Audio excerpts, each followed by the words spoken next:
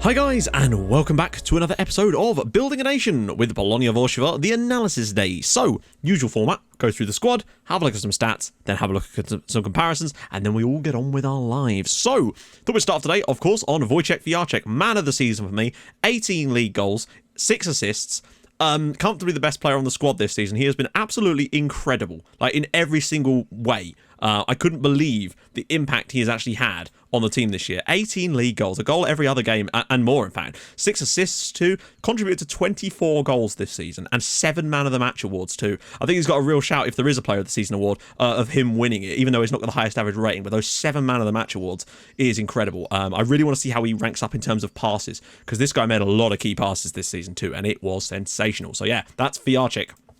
Gambitsky didn't make a lot of appearances, mostly off the bench, but he did grab a goal, an albeit meaningless goal against Swansk, but it was still a goal, and he's still, he's improving in that position. I think he's got a bright future, still only 20 years old. He's done okay. There's definitely room for him to improve. Mateusz Góra, he just seems to sort of stick around the squad. 5 starts, 14 substitute appearances, a goal, 3 assists.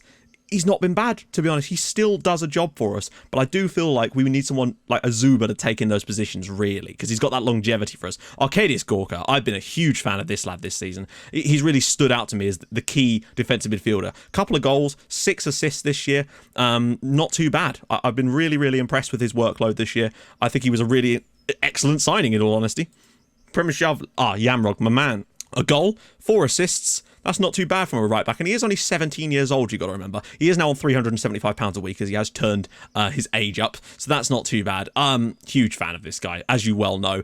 Someone said, you're not going to be able to hang on to this guy past 20, and you're probably right. But if we do sell him, we'll make absolutely loads of money on him. Plus, let's face it, we'll be able to shove a 50% of next sale fee clause in and make millions later, because I think this guy's got Polish international written all over him. He already has 6 under-21 caps at the age of 17. He is going to be an absolute star. I could easily see him playing for a top 4 Premier League side one day, maybe. Weirdly, his stamina has fallen. It might just be because we've only just played a game, though. Alexander Janowski, hugely a big fan of this guy going forward. My goodness, that is a face and a half, isn't it? He has a face for radio, my goodness.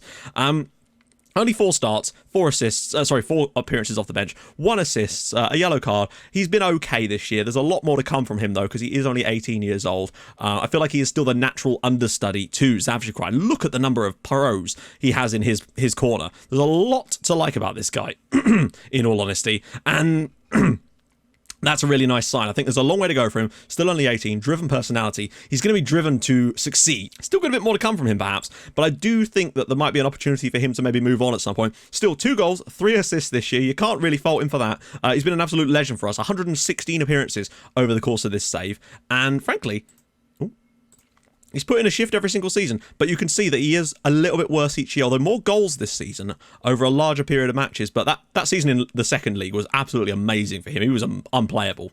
What are we doing here? We'll go back off that. There we go. So Simon Kosniewski, 8 starts, 3 off the bench, a goal, really solid performance overall. He's still done an okay job, the 26-year-old, but he is at best backup. And I'm not sure how much longer he's got with the club, although he does do an all right job.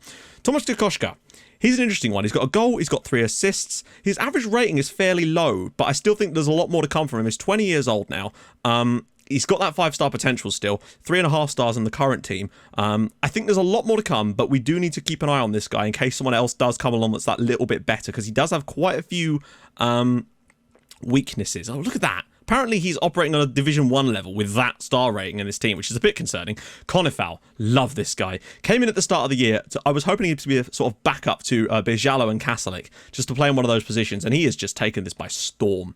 Still only 3-star rated, but he's only 18 years old. He's made 25 starts this year, 4 goals, 1 assist, absolutely phenomenal performance from Mateusz Konefal. He feels like the type of player that might well be poached from us at some point too, but he does have 4 years left on his contract because we extended that. That 16 tackling really is huge, as is he with his 6'2" frame. He does a lot of the things I want him to do, and he does them well, and I think he could have a really long career here, and he's coming on leaps and bounds this season, which is amazing. Mateusz Malik, he's probably on his way out, really. He's not played that much. He played some at the start of the year, 2 starts, 5 off the bench. Didn't really achieve a great deal because we mainly went with Zaworowski in the end. Maslanka, it's weird. He only started 1 game for us in the league, and he's kind of fallen down the pecking order on that left-hand side, but he does an all right job when he's there. I think his contract is up in the summer, and he probably will leave, so Buttermilk Man will probably be off in the summer. Bartosz Neugebauer, been impressed with him. 34 matches, 41 seeded, you get a lot of clean sheets early on in the season, but then went on a really barren spell of poor form where we did actually let in quite a lot of goals in that second half of the year.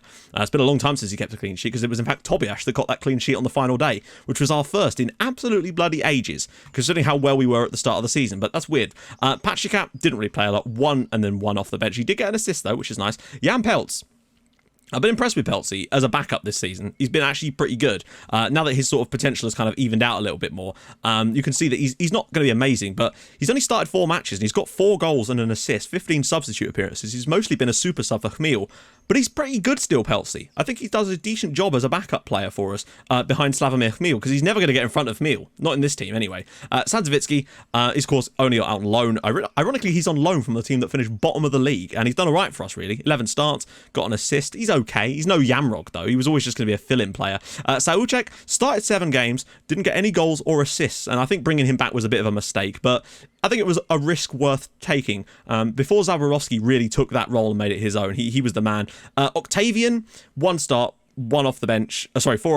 He did get that goal against Swansk, which was completely meaningless for us, but he's versatile, which is why he was nice to have around the squad, and he'll probably stick around for a little bit longer unless someone comes in.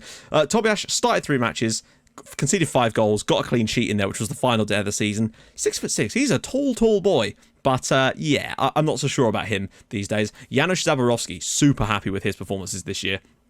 Still only 20. He's got a nice long contract. You can see that there is a bit of a cap on his potential here, so he's probably not going to get amazing. But 3 goals and 10 assists in the top flight in Poland, you know, in his first proper season for us. He took the ball by the horns. When he was given that opportunity in the squad, finally someone stepped up and made that role their own, and he was the man that did it. So I gave him the role for the rest of the season, and I think he's done a good job. He's on quite large money, actually, as well. So I do feel like he's not maybe got... Look at that acceleration as well. There's a lot to like about him, but I do think that there's definitely a limit to where he can go with us. So we definitely might still look at right wingers in the summer. Zavchikrai, obviously, legend. 23 years old, 126 appearances for us this season. Only 3 goals and 2 assists, but he was still doing everything else absolutely brilliantly. Like, his record, yeah, his average rating is actually higher than last year. It's pretty much spot on. He always gets around that 7.2 area. You know, less goals this year, but, you know, still a solid performance. And he's playing in the top flight too. 2 assists, man of the match. Can't really go wrong with old Sebastian. He's going to be holding down that spot for a long while yet, I would have thought, until someone massive comes in. That's the way I'm looking at it. Dariusz Zuba, he's 17. You know, we can't expect that much from him just yet. He's mostly had bit part appearances off the bench. There's a lot more to come from this lad, and I really do like him a lot. But he's going to need some more time. And it's as simple as that, really. We weren't expecting him to come in and do magic straight away. Bieloruski, he's obviously a goalkeeper that doesn't play for us. Birzalo only started 5 matches, 3 off the bench. Injuries put him out of the team early on, and he never really got his place back in the end because Konefel just came in and did such a good job. It was hard to ignore. We'll have a look at that properly. Boknak, what an absolute lad this guy is. He's been great the last 2 seasons. He had a really poor first half of the season where he just didn't really do a lot. And then in the second half of the year, he's just exploded with goals. 11 goals and 8 assists. He's contributed to 19 goals for this team this year. That might well be the second best, although I want to have a look at Chmiel to see if that is actually true. The key thing for me is he got 1 more goal, in fact, than he did last year. But also, look at that. The number of assists. He got 6 more assists this season than last year. Not only has he slightly improved as a goal scorer, which is great, but he's also really improved at the creative side of the game and setting up other players. To get 8 assists and 11 goals, 19 goal contributions this year, is probably second to only Fiarchik, who's on, 24, which is a lot. Boknak, sensational performance from him. He's on £800 a week, but like, I love him. He's been so good. But again, we'll see where we go for next season with these players. Chmiel, here we go. Let's see how Chmiel did. Yeah, he was nowhere near that. He's brilliant and we'll keep going. He's got 11 goals as well, but only 3 assists this year. Phenomenal for him again. Still, great output. You know, the 11 goals that he's got have been unbelievable stuff, but not quite as many assists. It's mainly the goal-scoring side of things. So he's still contributed to 14 goals, which is bloody excellent. And the other winger, Zaborowski's, what does he contribute to? I think probably around about the same, actually. I think it's 13. Wilgowecki did get some performances. You know, 9 starts in this, mostly as a reserve sort of a rotation option for Gorka, but he got a couple of assists. A couple of goals and an assist. Pleased with him so far this year. Kobera didn't get near the squad, I don't think. Wojciech Fiarchik, we're back with him. Kobera's in the LB team now. So there we go. That's how the squad's shaping up. Let's have a look at the team stats. So possession, no surprises. We are joint top with Lek, 57. That's not too bad. Penalties taken, only 4. And we actually only scored 2 of them, so there's a slight problem there. They won the most headers, interestingly, and they actually had the highest headers won ratio, but they also had the highest leagues to relegation ratio, so there is also that. Lot of yellow cards, we know that. The form one is useless because it doesn't show you what you want to see. Goals scored, second. That's nice. I'm going to sneeze. Interestingly, they also had the highest cross completion ratio in the league. So what? They must have had some real issues in the defence. Like, it has to be. 14% though. No, 15% for us is pretty damn good. Crosses completed 309. So Lech are great from the crosses, as is Lechia. They really did not do well from them at all, did they? Goals from corners, 11 for them, 9 for us. We've been pretty solid. Honestly, our corner goals have been way more simple this year. Just a ball whipped into an area and a big man gets his head on it. That's all. Nothing fancy at all. Direct free kicks, 5 of those too. Fiarchik's been really bucking up his numbers with those, I've got to say.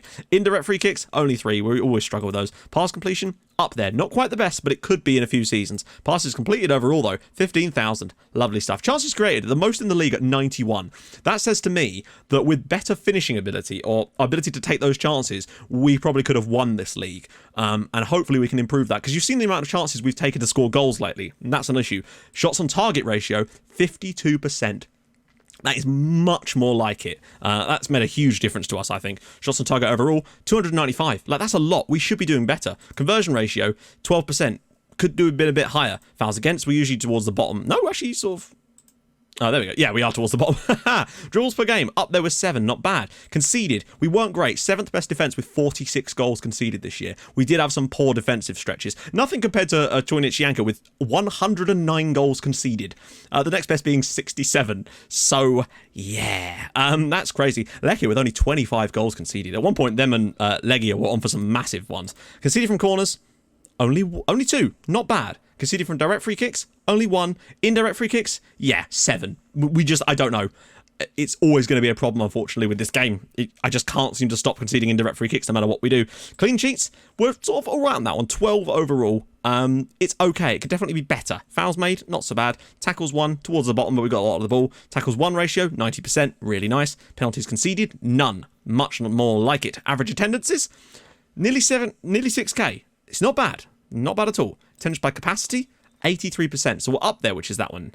Any sellouts at all? We had 3 stadium sellouts too, which was nice. Highest attendance was, of course, 7,100. Again, 40,000, of course. Our lowest attendance, 4,000. Not too bad. Finances, net transfer spend, we should be pretty much on that. Actually, in total, we only spent 315k because a lot of it was offset. Lechia spent nearly 10 million pounds. Whoa, these guys spent a lot of money and then got into real trouble. In fact, Arca spent 500 grand and they got relegated. So that's not good. Lech actually made £2 million in the end. Salary per annum, bottom of the league with that one is 700. Oh, look at that. We're spending less than half of anyone else in terms of the salaries. That is mental. The fact that we qualify for Europe by spending 700 grand a week on salaries. No, that's per annum, isn't it? That's fantastic. And yeah, we're now looking good with the finances too. £1 million in the bank. We're making money hand over fist, and we're going to be playing in Europe next year, which means even more money. Yes. Now let's look at the player stats. So yellow cards, we were actually on here. Kokoschka got 6 and Gorka got 5. Still not the worst though. Some of them getting 8. That means they were 2-match suspensions for some of these guys. Red cards, wow, Legia got a player sent off twice. Naughty man. Man of the match awards, lovely old job. Look at that, Fiarchik 7, the most in the league at 18 years old. What an absolute lad. No one else comes near him for us, but there you go. Distance cover per 90 minutes. Wow, I actually thought Bochnak might be, Yamrog might be on there, but Bochnak, number 12, he gets about a bit. He really has put in a shift for us this year. It cannot be unnoticed. Fiarchik with the second most, Yamrog up there in 4th place. The 17-year-old in 4th place in his first season in the top flight. Zavzhikrai in 9th, Konefal there in 10th, Zaborowski, Kmil, Bochnak, loads of players in that. In fact, we dominate this. Us and Lech, completely dominant. Really, really nice. It shows that when we play well, we are as good as anyone, it would seem. Headers 1, wow. Konrad Kastelik, what an absolute... Look at this. That is an astonishing amount of headers won. Goals, 25 for Reed. That makes perfect sense. Fiarchik with 18, and then Bochnak and Hmil both with 11. But to have 3 players crack into double figures in the league this year, to me, that is a really nice sign. Minutes per goal, Kalinovic, interestingly, got 19 goals and only 24 starts. Why didn't they play him more? That's really weird that they didn't play him as much there. Shots, makes sense that he got that many shots. Shots on target, 83 shots on target as well. Shots on target percentage. Hmil 63, Zaborowski 59, Fiarchik 54, Konefal 54. Everybody over 50, which is great. And also to have those wingers both be over and close to 60 is sensational. But Chmiel, I would like it if he could just score a little bit more. Conversion rate, Bochnak is actually the only one on here for us with a 19%. He's been clinical this year. Like, he really has done a fantastic job. Kalinovic, though, what an absolute lad that guy is. Team goals. Makes sense that they'd be on there. Kokoschka, interestingly, is up there too for us, which is kind of nice. Penalties.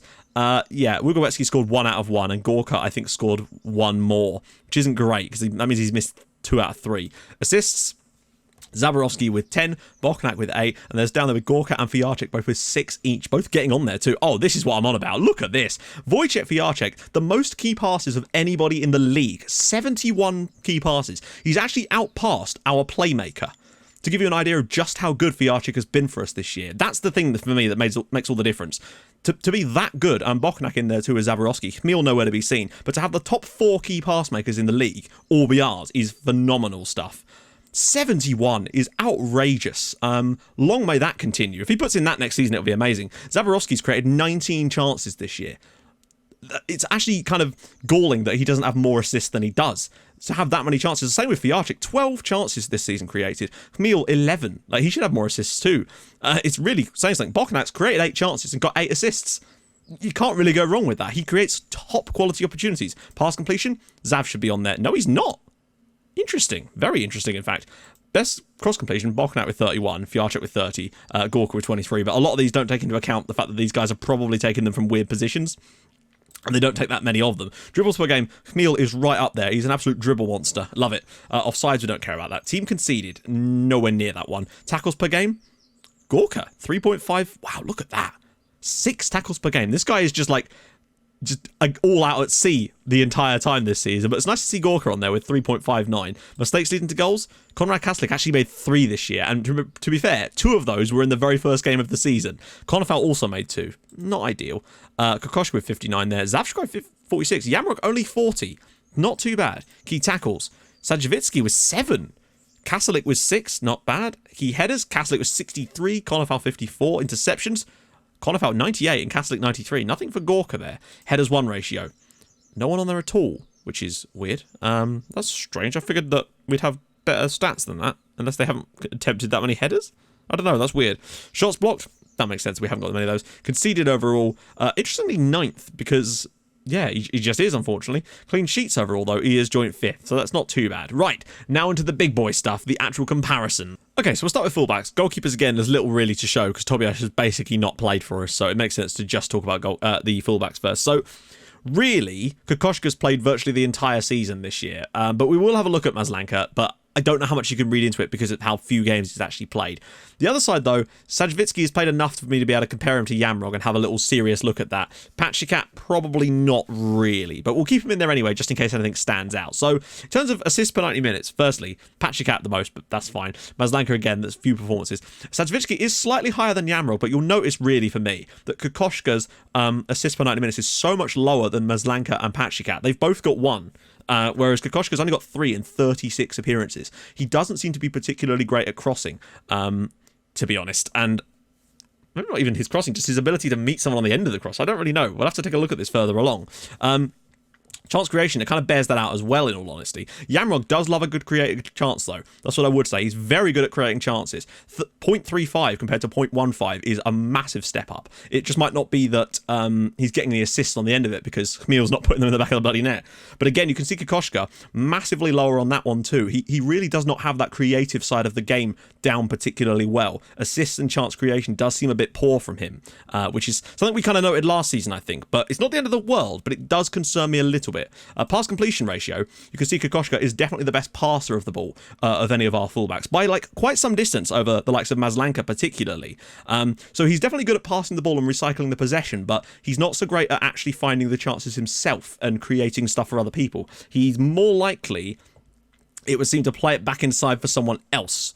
As is evidenced here by the amount of passes he and Maslanka get through. And you can see the way less passes on that right-hand side with the likes of Yamrog, but it's slightly higher. And you can see, of course, Yamrog's pass completion is still at least better than the other players. Well, certainly better than Sajewicki that played in that role. So that's more points for Yamrog in that particular position. Good stuff. Key passes per 90 minutes. Here we go. Yamrog, 0.83. Lovely, lovely stuff. Best in the team by a country mile.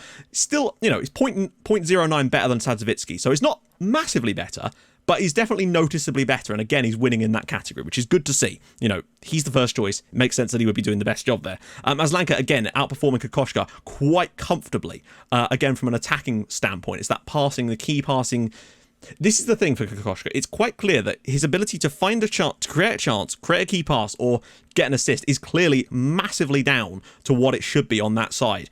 I feel like really a player in that position should be getting more like 6 or 7, maybe even 8 assists from that position, rather than the 3 that he has got. As you can see, I feel like Maslanka, he plays a full season there and he probably puts up much better numbers. Has he done that in the past, though? Because he has played for us quite a fair bit in the past. So let's just see if he has put up those numbers. He hasn't really. So maybe I'm being a bit too harsh. Maybe Maslanka's numbers would be similar if he'd actually played there the whole season. I don't know.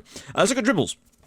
Yamrog, again, comfortably out-dribbling Sajewicki by, in fact, 3 times better. 1.41. Again, Yamrog, king of the hill for that particular position. And once again, you can see Maslanka outdoes Kokoschka in that position. Again, Kokoschka not the best dribbler of the ball either. He really is more of a defensive player that just drops stuff to other players. I hope. We'll see. We'll have to see what he's like when it comes to actual defensive stats, because if he's failing there too, we might have to take a little gander at him and be a bit more concerned. Shots on target, not that bothered. Right, cross completion.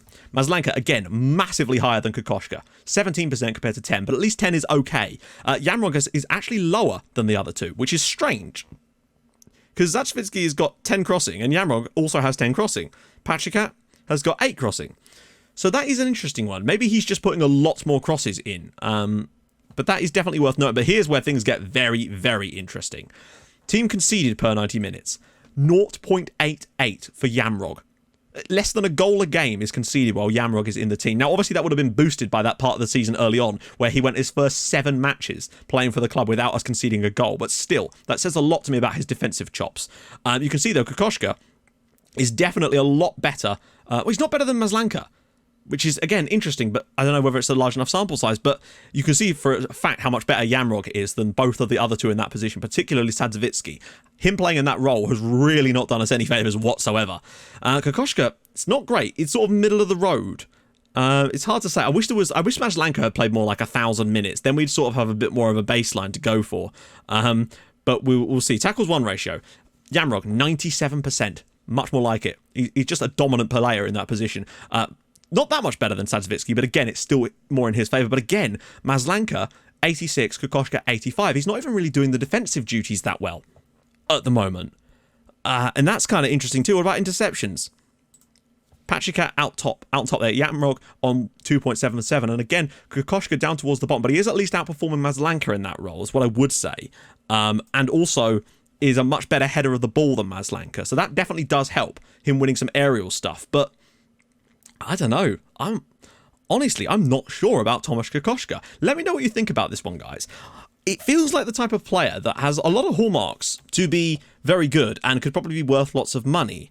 But for whatever reason, he just doesn't seem to quite have what it takes to click with the system we're playing. And I do wonder if big money came in for him, whether maybe moving him on for huge money with like sell-on fees and then bringing in someone else, like a new signing into that left-back spot to maybe accentuate certain stuff might be a sensible move to try and bring that position along a little bit. I don't know. Or maybe just sign that person anyway and push Kokoschka back to being a backup. I don't know. Something's just not quite right about him. Like, if you should look at his performances, they're just not quite as good as a lot of the other players on his team. And he's got a lot of minutes. And he just hasn't quite been able to give what he has in the past. I don't know. It's just like doesn't quite sit right with me about Kokoschka. I don't know what it is. I think he just has some, like, his dribbling's poor. He's got good-ish passing. I don't know. Weird. Let me know what you think about that one. I'm very interested to know. So let's move on to centre-backs now, because I think, like, we've got right-backs set up. I kind of want to maybe bring in another young right-back to back up Yamrog next season, so we won't have to rely on loan players. And I think I definitely want to look at a brand new left-back if we can do, just because I'm not entirely convinced of Tomasz Kokoschka at the moment. Anyway, centre-backs. So when it comes to centre-backs, we're mainly looking at these 4. Bijalo played a lot the first part of the season. Then we've had Konofal come in for a long period. Kastelik's in there too. And Kozniewski's played a lot of games as a sort of rotation option in and out of the team whenever those guys have kind of, been injured or suspended or whatever. So this will be interesting to see how these guys are actually lining up so far. So Centre-back analysis, just see who's got the best passing of the ball. Kochanevski, he generally does all right with that, but Kastelik's not too bad at 80, Birjallo at 80, Konefal's only just slightly below at 78. They're all above a reasonable level for me, and that's okay for now. You can see, just looking at passes completed per 90 minutes, that Birjallo and Konefal are actually completing more passes overall. Kastelik seems to be completing a noticeable amount less, which is kind of interesting. Team goals per 90 minutes overall, we actually score the most when Kochanevski and Konefal are on the pitch, and the least when Birjallo is on the pitch. So that to me is a definite good sign in the fact that I don't think Birjallo is cut out to be a starting player in this backline, and that we've made the right choice with having Konefal and Kastelik. But there's a lot of goals scored when Kochanevski's there. It's certainly, and that's over a reasonable period. So it does make you wonder why that is. Is it because he's completing more passes? Like, he's just holding the ball a little bit nicer.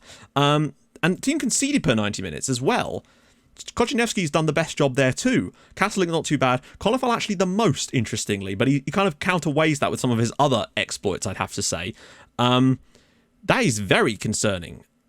And also tackles won. You can see Kochanevski 100% of his tackles won. Kastelik 97, Konefal 93, and Birjallo 76. That is appallingly bad, and he should really be going nowhere near the first team. Kochanevski though could do one hell of a job. Whatever is said about this guy, I feel like he's staying next year no matter what, because he's an absolutely perfect backup player that can come in and do a job for us when we need him. That's what I would say. He's been phenomenal just at doing the simple stuff. We score more goals with him in the team, and we concede less goals with him in the team, and he's made every single tackle that he's got into this season, despite only having 10 tackling compared to Konefal's 16 tackling. That's interesting. There must be some other stats that are helping him with that. That's still a lot of appearances too. Obviously, there might have been some cup games in there, so maybe that's boosted it a little bit, but it kind of boosted it that much. Interceptions, though, this is interesting as hell.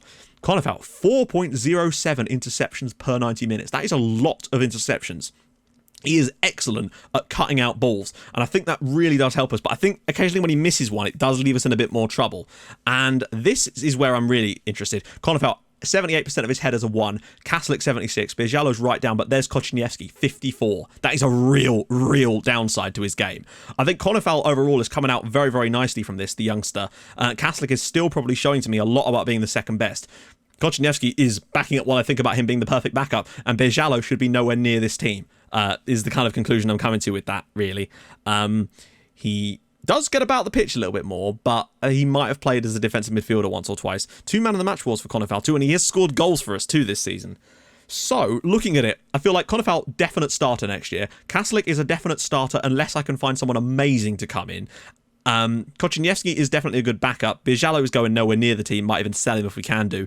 And I want to bring in another youngster to sort of boost that, so we have 4 players we can sort of interchange around a little bit. That might be my options in the summer, I think, if I can do. So now let's move on to DM. This will be an interesting one. Kobero's basically not played for us at all this year, so it's essentially a straight comparison between Ługołęcki and Gorka, and this is going to be interesting. I really do want to see how this has panned out. So, pass completion, instantly, Gorka. That is 9%. Not even 9% more. That's a 9%. Well, it's 9% more, but you know what I mean. Like, it's actually a much larger increase than that, if you think about it relatively. So that is a huge difference in terms of his passing ability. He does complete slightly less passes overall, but like his percentage is so much higher. He does have less key passes though, so that's interesting. He keeps the play ticking over, but maybe isn't as likely to do something drastic. Tackles won, 91 to 89. That's still pretty close. Ługołęcki's keeping up with him there, but he is still failing. Ługołęcki does have more interceptions, and he's winning a lot more in the air. Now, that might be because of height, perhaps. Gorka's 6'1", Ługołęcki's 6'1". Interestingly, 11 heading compared to Gorka's 10 heading. So it's actually accounting for quite a large amount.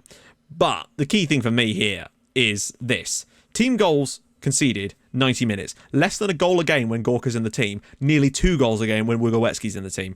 And for a player that's essential, their role is to be a defensive player, for the most part, it's just a no contest. Gorka is better with the ball at his feet, and he's better from a defensive standpoint overall as a team unit. And I think it's a no-brainer that Gorka keeps his spot next year. I can't see Ługołęcki going anywhere, maybe, unless someone came with a big bid, frankly. He's a pretty solid backup for us, but I might definitely look for a young player in that role to bring them through, potentially, behind Gorka for a couple of seasons, and then bring them into the team properly. This dives into tackles. There's things about him that I don't like. It runs with the ball often when he's got 7 dribbling, like things like that, which I never managed to get rid of that PPM. So I don't know. I think Gorka's definitely the man for that job for the foreseeable future anyway. he just does a better job for me. Wugowecki has scored a penalty. I don't know. I feel like he's definitely the better player for the job, but I want to bring in a youngster to back up him, definitely, to get some more game time in the Cups next year. So, moving on to the centre mids. Right, so centre mids, I feel this one is important because, again, it's really only been these two that have played there. Zavchikrai has barely missed a game all season. He's missed 3 matches, a couple of them with fitness issues, and I think one he had a cold. But other than that, he's been pretty much a stalwart for the entirety of the matches. Janowski's made a few substitute appearances and 4 starts as well. So, but again, he's always going to be the understudy, and I'm all right with that for now. I just want to see how he compares. So he's not got any goals this year, so we can kind of ignore that, whereas Zavchikrai's got 3 goals. Not too bad. Assists, Janowski does have one of those. It was a headed one, I think, in the end. So again, that's certainly noteworthy. Compared to Zavchikrai's only got 2. So that's certainly worth looking at. Pass completion, Zavchikrai 88, Janowski 87. He's really right there in terms of pass completion, which is nice. Zavchikrai does create more chances. It's not that much more, but it is definitely more to show that he's still sort of winning on that one. He's created 8 chances this season, whereas Janowski's created 1. Not too bad still, but, you know.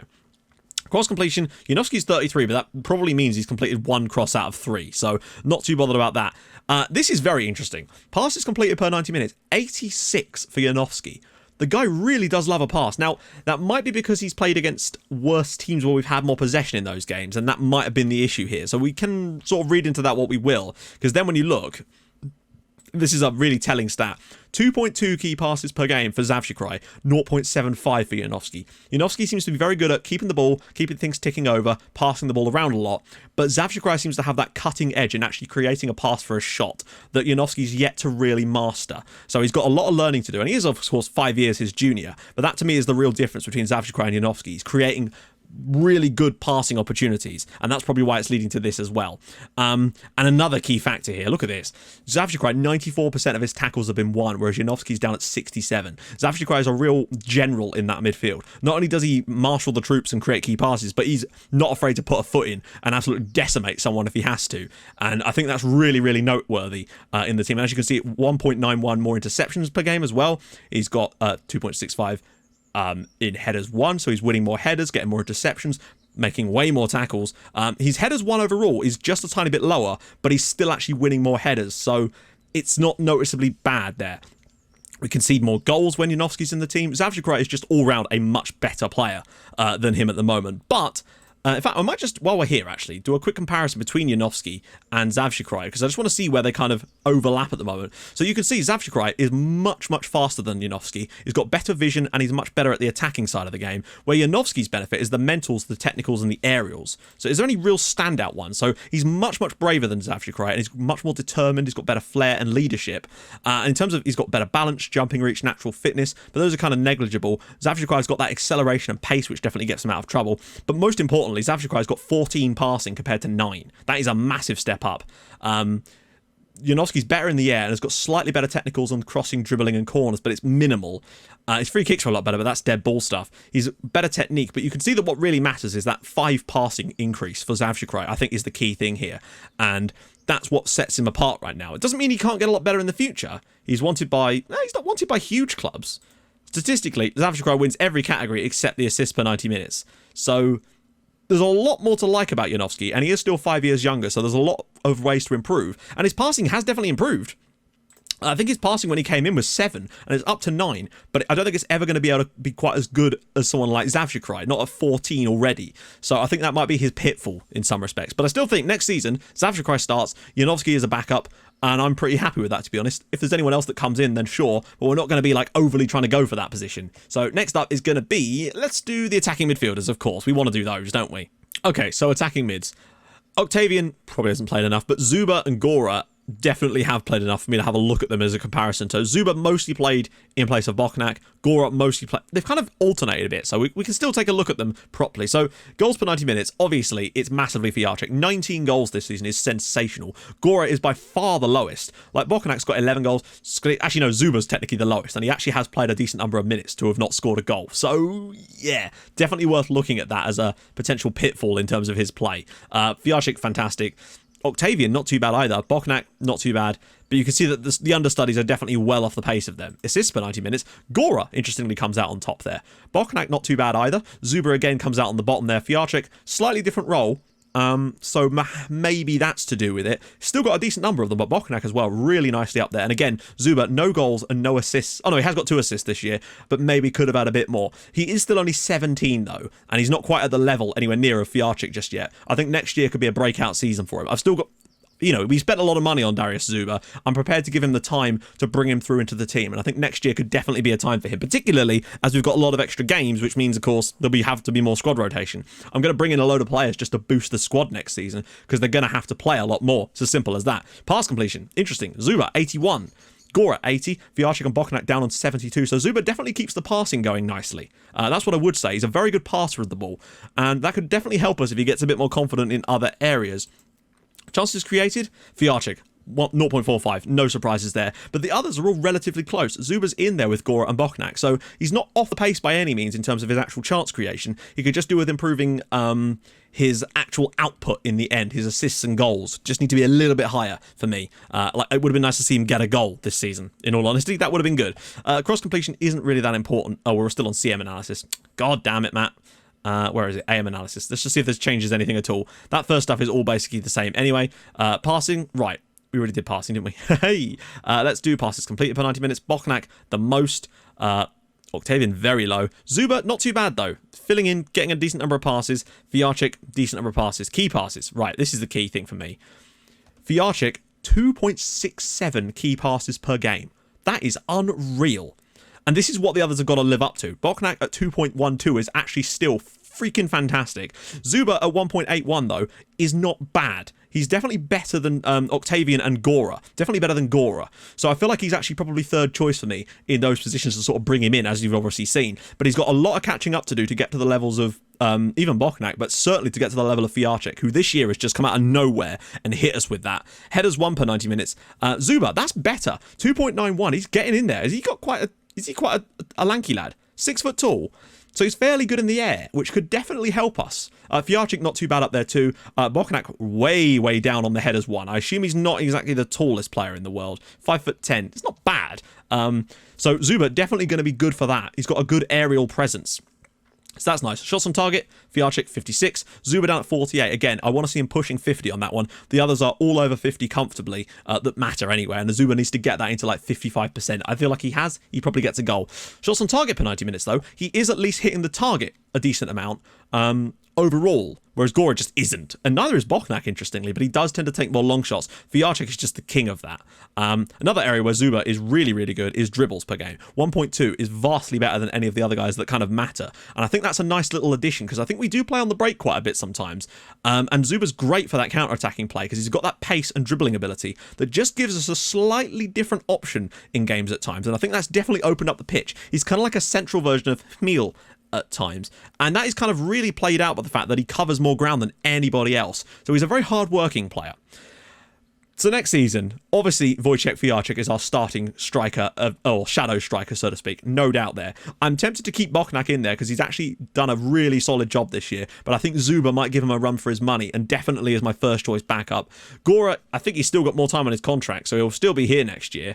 Yeah, he's still got 3 more years left if he wants. So if someone comes in with a bid for him, I might be tempted to move him on just to get the money. But I'm going to look for, again, more young players because we've been scouting other countries this time.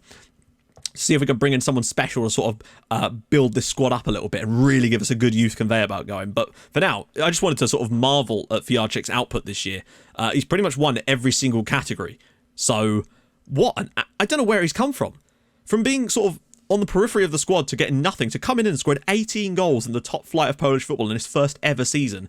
He's not even got an under-21 call-up yet. It's massively surprising. Look at all the pros in his game. He's just getting better. His determination is flying up because he's got really good mentoring. And it's just, everything is going really well for Wojciech, and I think there's a long way to go for him. We're going to see a lot more of this guy very soon. I'm really pleased about that. Right, so final one is the wingers. This one is actually super interesting to me because we've had a lot of players that have played there this year. So, for example, on the left-hand side, Hmil and Peltz have both played in that role. But on the right, Gembitsky, Zaborowski, Malek, and Sauchek have all played minutes in that right wing slot while I was trying to figure out who to actually give the role to full time. So that's going to be interesting because they're all, we've got no real super youngsters. They're all above they're all out of their teens now. A few 20-year-olds in there. No one's super old either. But you can sort of see, like, the abilities of some are certainly sticking out to me a little bit more than others. So, goals per 90 minutes. Peltz, no surprises there. 7 goals and 7 starts. That's actually really, really impressive for a backup player. And it certainly means that he's going to be sticking around because his game time definitely needs to stay nice and strong. And we're going to need him next year. The rotation option of Peltzy next year means he's probably going to double the number of minutes that he's played, and he'll definitely be staying. Meal, not too bad. Gambitsky, interestingly, has the most with a 0.28. I don't know if that's quite enough to be able to tell. Zaborowski's got 3 goals, but nothing from Sauchek over 600 minutes, and nothing from Mateusz Malik either. Was the hero last season, and I thought that right wing role was completely sewn up, and he's just completely faded into the background. Practically 6th choice this year. It's weird how things can go like that, but he just didn't show me what I wanted when he was in the team. Assists per 90 minutes. Zaborowski is an absolute king. 0.39. Gambitsky, Sauchek, and Malik, none of them in their 1,200 minutes of match time have got even a single assist between them, and he's got 10. No brainer. Hmeel and Peltz are dead even on that one at 0.1. So again, Peltz is keeping up and doing a really good job. I just feel like Hmeel is the first choice for me because there's some other areas where I think he just offers a tiny little bit more. But it's certainly worth noting. Chances created per 90 minutes is, well, I mean, look at this. This is sensational. Oh, come on. There we go. Zaborowski, 0.74. Again, dominant on that one. Hmeel, 0.37. So slightly more than Peltzy on that one, but not by much. Sauchek did create something. And again, nothing from Gambitsky or Malik at all. Zaborowski's just king of the hill on that one. Cross completion. Now, this is interesting. Gambitsky does have the most at 21%. But I just wonder whether 10 cross... I don't know. I'm curious to see how he does. I want to keep giving him some game time. That's what I'll say on that one. Peltz, 14% to Hmeel's 13%. So again, pretty much tied. Zaborowski, 12. Sauchek, 9. And Malik, 0. 0. Passes completed per 90 minutes. Peltz, a few more than Hmeel. He completes a few more passes. Hmeel's more likely to run with the ball, it would seem. Zaborowski, again, outpassing all of his other teammates. And again, Sauchek just nowhere to be seen. Key passes per 90 minutes. Zaborowski, 1.8. Gambitsky slightly in behind. Malik down there too. And Sauchek pretty poor. Hmeel, again, less than Jan Peltz. So Peltz really has done a fantastic job when he's been called into action. I'm liking him more and more. In all honesty, from his output, Zaborowski is actually looking better and better as well, can we just point out. Pass percentage as well, Zaborowski at 82. Hmeel is a slightly better passer for the ball, but again, Malik, so poor. Zaborowski's been phenomenal this year. He really is dominating every category. Certainly against the players that he's matched against, and they've got a decent number of minutes on him anyway. So let's see, headers 1. Jan Peltz, better in the air. I think Jan Peltz is taller. He's 6 foot, whereas Hmeel is 5'10". So that kind of makes sense. I can't really blame him too much there. Sauchek is better in the air than Zaborowski by a quite considerable margin. Zaborowski is what? 5'8", and Sauchek is 6 foot tall. I mean, there's really no contest.